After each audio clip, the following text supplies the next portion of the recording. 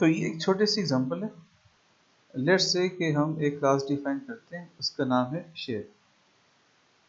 इसके लिए हमारे पास ये एक सिंपल सा इसका एट्रीब्यूट है, every shape must have some name. This is default constructor of shape class. At this time if you don't know the name of the shape, तो मैंने यहाँ पे जस्ट इनिशियलाइज किया कि the name of the shape is nothing, but this is parameterised class. इस this is parameterised constructor. इस constructor में मैंने यूजर से एक वैल्यू स्ट्रिंग पास कराई और वहाँ से जो भी नेम आएगा that will become name of the shape. इसको आगे यूज करेंगे अगले एग्जांपल में। The main thing is that in the shape class there is a method, its name is calculate area. इस स्टेज पे हम ये कोड लिख रहे हैं, वी डोंट नो कि हमारे पास शेप क्या होगी। This could be rectangle, this could be triangle, this could be circle, this could be any shape. और जितनी भी शेप्स हमारे पास होती हैं उनका कोई ना कोई एरिया होता है और हर शेप का एरिया निकालने का फार्मूला इज डिफरेंट।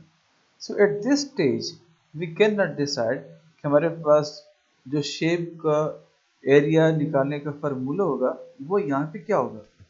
चूंकि हम यहाँ पे अगर एरिया निकालना भी चाहें तो नहीं निकाल पा रहे, तो in fact this method can not be defined और हियर हम उसकी बॉडी यहाँ पे डिक्लेयर नहीं कर सकते कि इस शेप का एरिया कैसे निकालें। लेकिन हम ये भी चाह रहे हैं कि हमने एरिया निकालना है, लेकिन एट दिस पर्टिकुलर स्टेज हम डिसाइड नहीं कर पा रहे कि वो एरिया कैसे निकाला जाएगा और वो क्या होगा। सो जब इसकी बॉडी हम डिफाइन नहीं कर पा रहे, तो इस वजह से ये हमारे पास जो मेथड बनेगा दिस बिकम्स एब्स्ट्रैक्ट। और इस वजह से हमारे पास ये जो क्लास बनेगी वो भी एब्स्ट्रैक्ट हो जाती है। हमने पहले देखा कि कोई भी क्लास जिसमें एटलीस्ट वन एब्स्ट्रैक्ट मेथड हो तो हमारे पास वो क्लास भी एब्स्ट्रैक्ट हो जाती है। अगर मैं यहाँ पे क्लास को एब्स्ट्रैक्ट नहीं करता तो मुझे कंपाइलर एरर दे देगा, क्योंकि कोई भी क्लास जिसमें एब्स्ट्रैक्ट मेथड हो और वो क्लास खुद एब्स्ट्रैक्ट ना हो तो कंपाइलर वो कोड कंपाइल नहीं करता। चूंकि हमारे पास ये क्लास एब्स्ट्रैक्ट बन गई है, इस वजह से मैं इस क्लास के मेथड, इस क्लास के मैं ऑब्जेक्ट डिफाइन नहीं कर सकता। इस क्लास को हमने लाजमी इनहेरिट करना होगा और जो इनहेरिट करेगा इस क्लास को वहाँ पे हमने इस मेथड की बॉडी डिफाइन करनी होगी कि इस ये मेथड बेसिकली क्या कर रहा है। इसकी बॉडी में हमें जो भी कोड वहाँ पे रिक्वायर्ड होगा ये हम तब लिखेंगे जब इस क्लास को इनहेरिट किया जाएगा। लेकिन आगे जाने से पहले हमारे पास यहाँ पे एक और मेथड है, this is display. This is a complete method, just आपको दिखाने के लिए कि एब्स्ट्रैक्ट क्लास में हमारे पास जस्ट एब्स्ट्रैक्ट मेथड नहीं होता, हमारे पास एक या more than one abstract methods हो सकते हैं। लेकिन एब्स्ट्रैक्ट मेथड्स के अलावा हमारे पास कंप्लीट मेथड भी हो सकते हैं। जो आपको ये नज़र आ रहा है हमारे पास एक कंप्लीट मेथड है, इसकी कंप्लीट बॉडी है।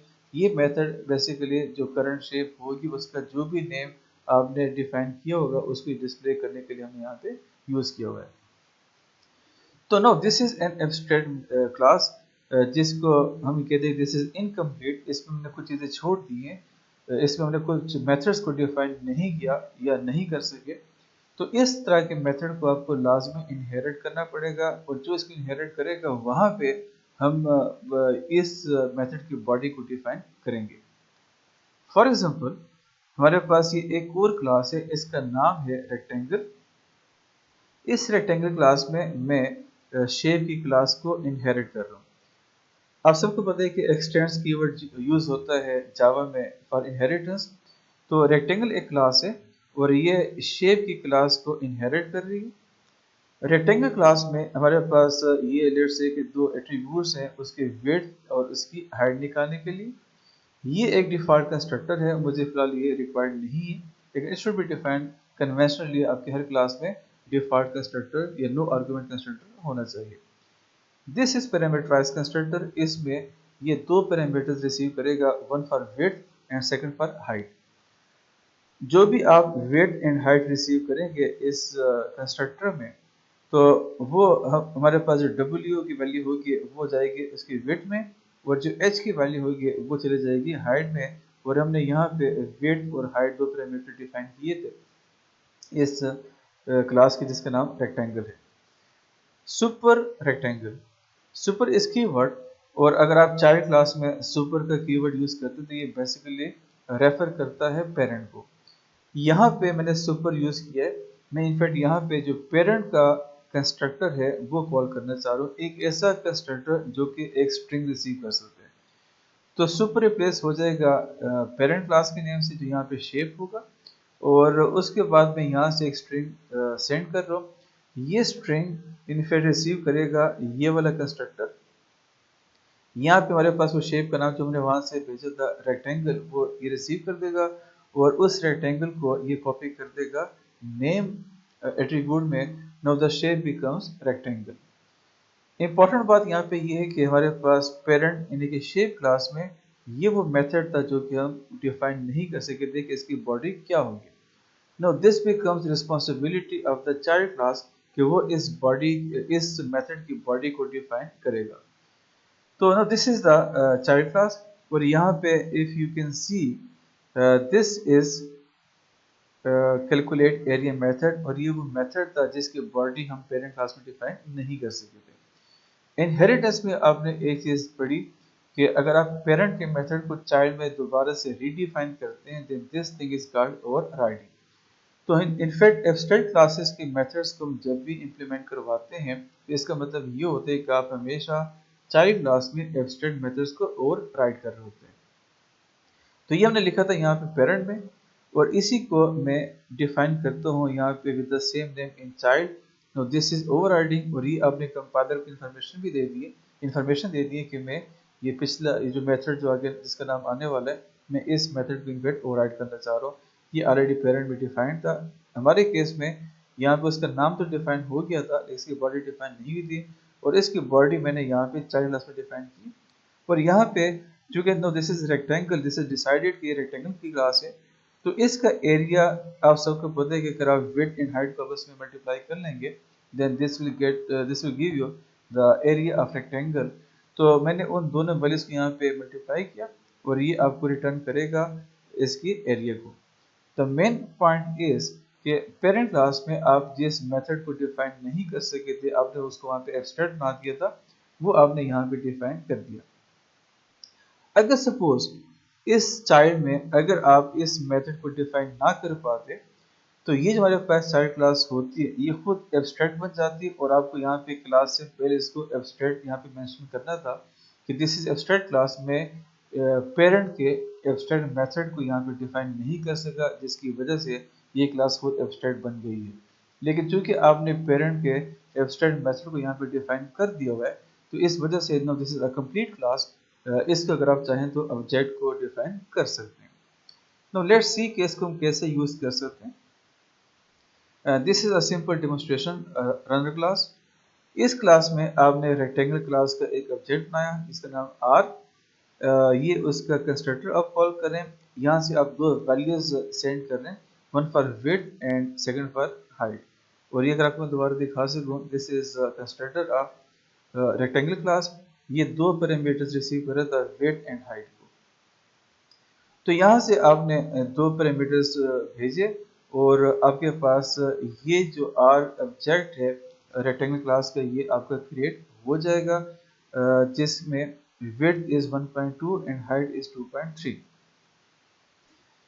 आर डॉट डिस्प्ले, डिस्प्ले हमारे पास एक मेथड है जो कि आपने डिफाइन किया था रेक्टेंगल के पेरेंट क्लास यानी कि शेप में और है, और इसका काम क्या था कि जस्ट जो नाम था रेक्टेंगल का इसने वो डिस्प्ले करना था।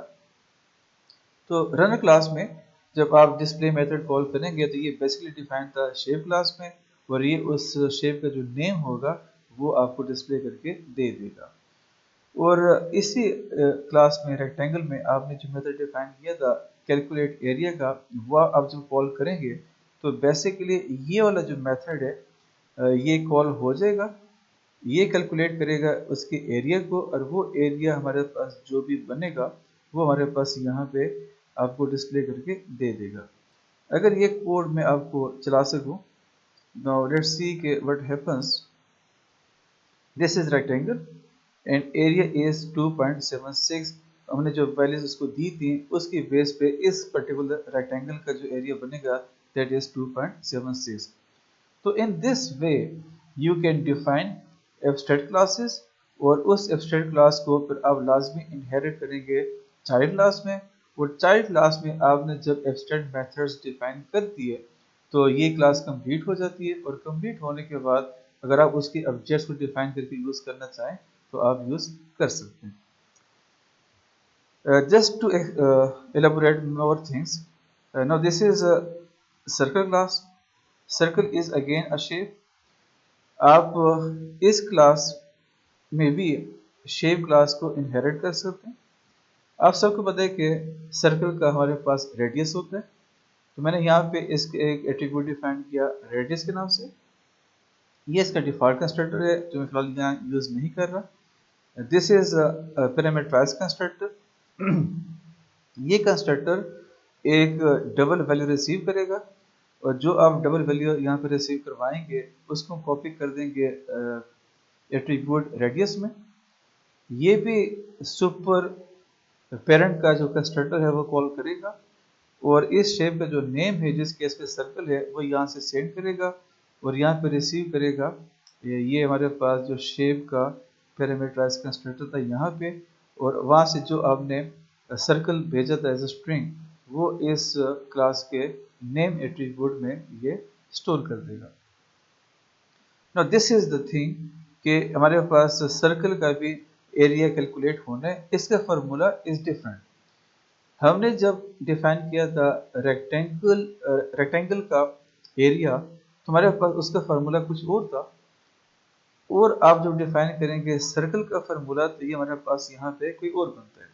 And this was the point कि हमारे पास डिफरेंट शेप्स हैं, और डिफरेंट शेप्स के हमारे पास एरिया होता है, लेकिन उसका फार्मूला हर एक का डिफरेंट होता है। तो हमने पेरेंट में ये इन्फोर्स किया कि इस क्लास को जो भी चाइल्ड इनहेरिट करेगा उसको लाजमी ये वाला मेथड इंप्लीमेंट करना पड़ेगा, डिफाइन करना पड़ेगा। लेकिन कैसे डिफाइन होगा वो यहाँ पे डिक्लेयर्ड नहीं है, यहाँ जैसे ये इन्फॉर्मेशन दी जा रही है कि ये वाला मेथड लाजमी डिफाइन करना होगा इसके चाइल्ड ने। इसका एक चाइल्ड रेक्टेंगल था, उसने इसको इम्प्लीमेंट किया इस तरीके से। इसका दूसरा चाइल्ड हमारे पास सर्कल है, वो इसको इस तरीके से डिफाइन कर रहा है, और इसके जितने भी हमारे पास आगे जो जो क्लास भी इसको इनहेरिट करेगी उस हर क्लास में इस मेथड को इम्प्लीमेंट करना या उसको डिफाइन करना, उसकी बॉडी को डिफाइन करना मस्ट हो जाएगा। अगर वो डिफाइन नहीं कर पाएगी, जैसे हमने पहले बात की, तो वो क्लास हमारे पास एब्स्ट्रैक्ट हो जाएगी, और एब्स्ट्रैक्ट होने की वजह से इस क्लास के हम ऑब्जेक्ट डिफाइन नहीं कर पाएंगे। ये अगेन आपको किसी और क्लास में इनहेरिट करवा के फिर वहाँ पे आपको इस मेथड को इम्प्लीमेंट करना पड़ेगा। तो आई होप सो जो बेसिक पॉइंट था आपको वो क्लियर हो चुका होगा कि सम टाइम हम जब क्लास डिफाइन कर रहे होते हैं तो उस वक्त ड्यू टू सम रीजंस हम कुछ मेथड्स को डिफाइन करना चाहते हैं लेकिन उसकी बॉडी डिफाइन नहीं कर पा रहे होते। तो इस केस में जब आप किसी मेथड को डिफाइन करना चाहें लेकिन उसकी बॉडी डिफाइन नहीं कर सकते तो आप उस मेथड को एब्स्ट्रैक्ट करवा लेते हैं, और एब्स्ट्रैक्ट करवा के क्लास हमारे पास एब्स्ट्रैक्ट हो जाती है। फिर इस क्लास को आपको लाजमी इनहेरिट करना पड़ता है। इस ये क्लास जो भी क्लास इस क्लास को इनहेरिट करेगी हर उस क्लास में ये वाला एब्स्ट्रैक्ट मेथड आपको लाजमी वहां पे डिफाइन करना पड़ेगा। फॉर एग्जांपल अगर रेक्टेंगल ने इसको यहाँ इंप्लीमेंट किया, इसको डिफाइन किया, तो इसका मतलब ये नहीं होगा कि जो सर्कल इसके दूसरा चाइल्ड है वो इसको डिफाइन करे ना करे, उसकी मर्जी है। रूल ये है कि एब्स्ट्रैक्ट क्लास को जो भी क्लास इनहेरिट करती है उस क्लास को फिर लाजमी एब्स्ट्रैक्ट क्लास के सारे मेथड्स को इम्प्लीमेंट करना पड़ेगा, डिफाइन करना पड़ेगा। अगर उनमें से कोई एक मेथड भी वो डिफाइन नहीं कर सका, उसकी बॉडी को डिफाइन नहीं कर सका, तो वो क्लास कंप्लीट नहीं होगी, ये क्लास एब्स्ट्रैक्ट बन जाएगी, और इस क्लास को मजीद आपको अगली क्लासेस में इनहेरिट करना पड़ेगा। तो आई होप सो कि my point should be clear. और अगर आपको मज़ीद इसमें कोई इंफॉर्मेशन चाहिए, आपको मज़ीद कोई क्यूरीज हैं, तो ये कि आप उसको क्वेश्चन आंसर सेशन में डिस्कस कर सकते हैं। Thank you.